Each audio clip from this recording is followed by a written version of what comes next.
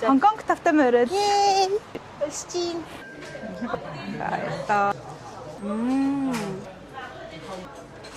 Оо, хандтай цай шүү дээ.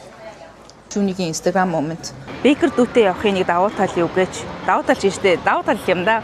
Энд нэг явахаар юм янз янз юм гоё амттан үзэж иддэг. Ерөөсөө дүүтэй явахаар ийм амттай юм байд юм байна, ингэдэм байна гэдээ очиж үзэл. Энд болохоор гоё юм egg tart байгаа байхгүй юу? Бүр хайж битгойрсоо олж ирсэн. Нөгөөд чинь дахиад puff pastry гэдэг юм аавна гинэ. Гэхдээ энэ удаад бол нэгийг л аавна гэсэн. 40-50 жилийн дараа найз охтуудтайгаа нэг ингэ сууж явах юмсан. Харьцангуй удаан ч гэсэн ийм хуучны гэмээр юм уу? Нийтийн тээврийн хэрэгслээр явах урамтай тийм ээ.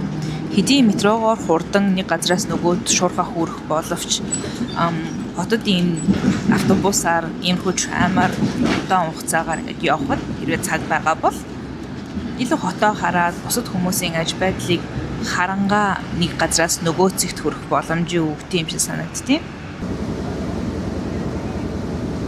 Жуниор хоёр яг 10 жилийн өмнө хамт Хонконгт ирж исэн. Тэгвэл яг Star Ferry дээр сууж агаад зураг авч исэн байлээ. Тэрийгээ дахиж авсан. Би сая Хонконгийн централ тал руу харсан.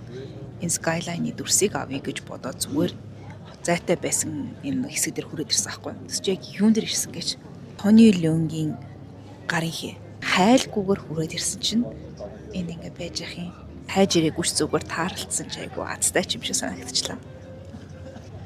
Sorry, камерныхаа ингэж эргүүлж бичдэг аргыг өнөөдөр сурсан юм аа. Толгой эргүүлж байгаа ч гэсэндээ марцаа харагдаж байгаа үстэй.